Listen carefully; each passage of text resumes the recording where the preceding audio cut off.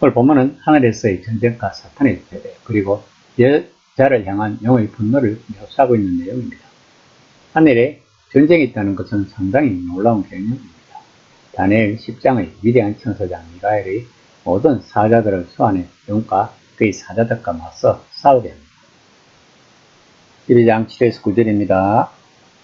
하늘에 전쟁이 있으니 미가엘과 그의 사자들이 영과 더불어 싸웠어요.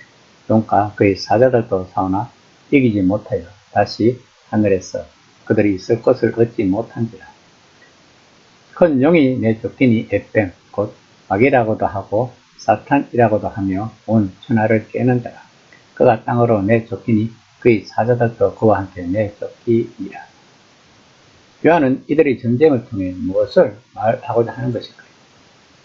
우리는 이렇게 생각해 볼 수 있을 것입니다. 곧 우리가 인식하는 도덕적, 정치적 부대, 즉 이성에서 전개되는 성과 악, 정의와 불의 사이의 전투를 영적 영역에서 벌어진 훨씬 태고적 전투로 보여주고 있다는 것입니다. 이 전투에서 미가엘이 승리를 거두었고 영이 패배했다는 것입니다. 이 패배는 영이 하늘에서 완전히 쫓겨나 땅으로 던져진다는 뜻입니다. 그런데 이 전투에서 승리의 노래는 미가엘이 아니라 지상의 하나님 백성에게 승리공을 돌립니다. 12장 10에서 11절입니다.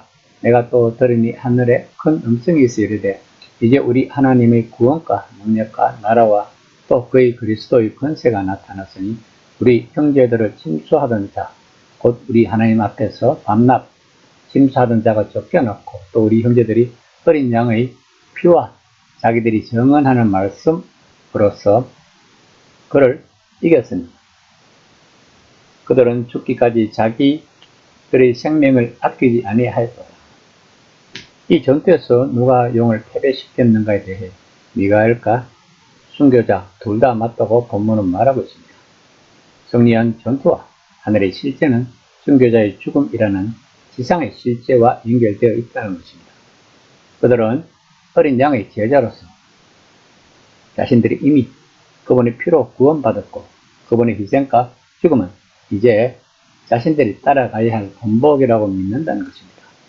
또 그것이 전투를 이기는 방법이란 것입니다. 12장 12에서 13절입니다. 그러므로 하늘과 그 가운데 거하는 자들은 즐거워하라. 그러나 땅과 바다는 화 있을진지 이는 마귀가 자기의 때가 얼마 남지 않은 것을 알므로 크게 분내어 너희에게 내려갔습니다 하더라. 용이 자기가 땅으로 내쫓긴 것을 보고 남자를 낳은 여자를 받게 하는지라.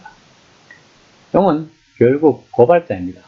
초기 교회는 이 초자연적 고발 행동이 자기들에게 퍼부어진 온갖 고발에서 동떨어져 있지 않음을 알았을 것입니다. 이런 고발에는 비공식적인 것과 공식적인 것이 모두 포함되었을 것입니다. 사람들은 왜 이들이 일상적 이교 축제, 특히 황제 종교에 참여하지 않은지 이상하게 생각하는 이웃들의 비공식적 고발과 당국들이 제지하여 공적 처벌, 종종 사형에 처했던 그가 공식적인 고발에 노출되었던 것입니다. 초기 교회와 관련해 온갖 종류의 중상과 거짓말이 오갔을 것입니다. 그리스도인들은 이런 고발을 있는 그대로 몸소 체험을 했던 것입니다.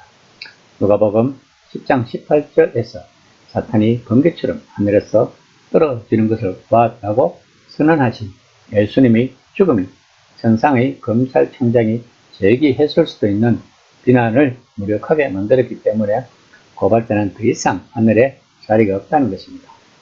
그러나 남은 기간 동안 사탄은 강요로 도망한 여자를 공격하기 위해 최선을 다합니다. 그러나 하나님은 출애굽기 19장 4절처럼 여자에게 독수리 날개를 주어 날 수 있게 하여 사탄의 공격을 피하게 하셨다는 것입니다. 12장 15에서 17절입니다. 여자의 뒤에서 뱀이 그 입으로 물을 강처럼 퍼하여 여자를 물에 떠내려가게 하래 하래. 땅이 여자를 도와 그 입을 벌려 용의 입에서 토한 강물을 삼키니 용이 여자에게 분노하여 돌아가서 그 여자의 남은 자손 곧 하나님의 계명을 지키며 예수의 증거를 가진 자들과 더불어 싸우려고 바다 모래 위에 서 있더라. 본문은 마치 현재 만화의 우주 추격전을 연상시키고 있습니다. 용은 강처럼 흐르는 물을 토해서 여자를 썰어버리려고 한다고 말합니다. 땅은 그 입을 열어 강물을 삼킨다. 여자가 도망한다. 그리고 성남용은 시선을 다른 데로 돌린다. 바로 하나님의 명령과 예수의 정언을 지키는 이들이라고 더 상세히 정의된 여자의 자녀들입니다.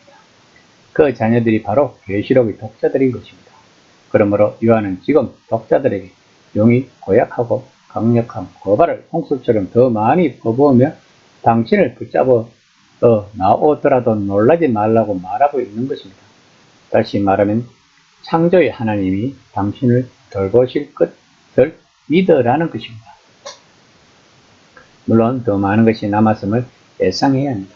더 많은 박해와 공격, 더 많은 거짓 고발이 이어질 것입니다.